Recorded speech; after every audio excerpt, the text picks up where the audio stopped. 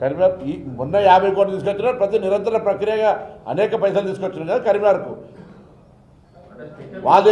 వాళ్ళు తెచ్చిన బకాయిలు కట్టడానికే ఒడిచిపోతుంది పైసలంతా.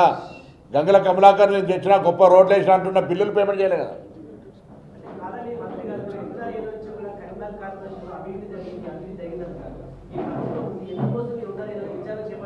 విచారణ జరుగుతుందమ్మా. విచారణకు ఆదేశించిన విచారణకు సంబంధించి కేంద్రంలో ఉండబడేటువంటి నిధులకు సంబంధించి కొంత ఆ కేంద్రంతో సమన్వయం చేసుకోవాలి. మంత్రి గారి దగ్గర పోయి ఈ సాధారణ వ్యక్తికి పోయి చొరడంతో కొంత డిఫరెన్స్ ఆఫ్ నడుస్తుంది. అయినా ముఖ్యమంత్రి గారికి మళ్ళీ కూడా మనం చెప్పినాం డెఫినెట్లీ దాని మీద విచారణ వేగవంతం చేస్తాం.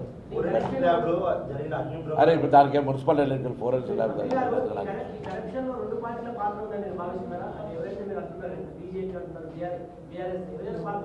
ఇప్పుడు ఇద్దరు అధికారంలో ఉన్న వాళ్ళు వాళ్ళ బాధ్యత ఉన్నట్టే కదా. ఇద్దరు ఆ సదరు వ్యక్తి ఆ పార్టీలోకి వచ్చినాక మా వరంగల్ హన్మకొండ ఎమ్మెల్యే సీనియర్ జిల్లా కాంగ్రెస్ అధ్యక్షులు ఇప్పుడు పిసిసి ఉపాధ్యక్షులు నాయని రాజేందర్ రెడ్డి గారు మాట్లాడతారు. మాట్లాడి నేను అదన్నా నేను మాట్లాడలేదు.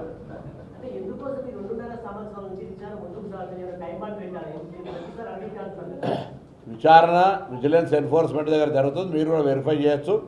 నేను దాన్ని ఇప్పుడు మేము ఆంధ్ర పాలిటిక్స్లో కక్ష సాధింపు ధోరణిలో లేము.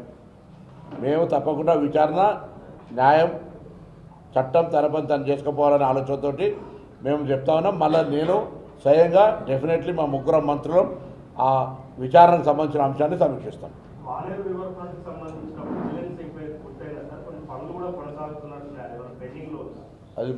అది జరిగిన పనులకు సంబంధించి విచారణ జరుగుతుంది. ఇంకా దాని ప్రాజెక్టు కంటిన్యూ చేయాలి. వాళ్ళన్నారు ఆపేస్తున్నారని.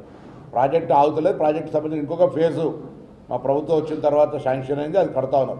మానేరు రివర్ ఫ్రంట్ను మేము పూర్తి చేస్తాం. మానేరు రివర్ ఫ్రంట్ను ఆ పార్టీ మొదలుపెట్టింది కాబట్టి మేము ఆపుతలేము. కానీ డంప్ యార్డ్ లేకుండా ఎటువంటి ప్రపోజల్స్ ఎటువంటి ఇష్యూస్ లేకుండా పాపం ఇవాళ కూడా ఆ కరీంనగర్ గెస్ట్ హౌస్ సంబంధించిన ఇష్యూలో తిరుగుతూ ఉన్నారు. అనుమతులు లేకుండా కట్టిన తర్వాత టెండర్లకు అంటే ఎంత దౌర్జన్యంగా నడిచింది అనడానికి అనేక సాక్ష్యాలు ఉన్నాయి. తప్పకుండా ఇవాళ మున్సిపల్ తర్వాత మళ్ళీ మనం అనేక సందర్భాల్లో మాట్లాడతాం. మేము కరీంనగర్ ప్రజలకు ఒకటే కోరుతాను, పారదర్శకమైన పరిపాలన, అవినీతికి తావు లేకుండా పరిపాలన సౌలభ్యంతో అభివృద్ధి సంక్షేమం లక్ష్యంగా మా ప్రభుత్వము కరీంనగర్ నగర పాలక సంస్థ నడపడానికి నిర్ణయం తీసుకుంది గౌరవ ముఖ్యమంత్రి గారు స్వయంగా. అందుకు అనుసంధానంగా ఓటర్లు అందరూ మా అభ్యర్థులను గెలిపియండి. మీరు మా ప్రభుత్వంలో ఎన్ని కార్యక్రమాలు జరుగుతాయో చూస్తారు. ఇవాళ ఇప్పటికే సంక్షేమం పేరు మీద నేను అడుగుతా ఉన్నా, మమ్మల్ని అడుగుతున్నటువంటి గౌరవ ఆనరేబుల్ ఎమ్మెల్యే ఫార్మర్ మినిస్టర్ ఒక్క డబుల్ బెడ్రూమ్ ఎందుకు ఇవ్వలేని, ఎందుకు చేసినా, అంత ఓడిచినా ఇంత ఓడిచినా మొత్తం ఎక్కడికక్కడ ఖతం అయిపోయింది అంటున్నాడు కదా. ఈ కరీంనగర్ నియోజకవర్గంలో ఒక్క డబుల్ బెడ్రూమ్ ఎందుకు ఇవ్వలేదు జవాబు చెప్పాలి. ఒక్క రేషన్ కార్డు ఎందుకు ఇవ్వలేదు జవాబు చెప్పాలి.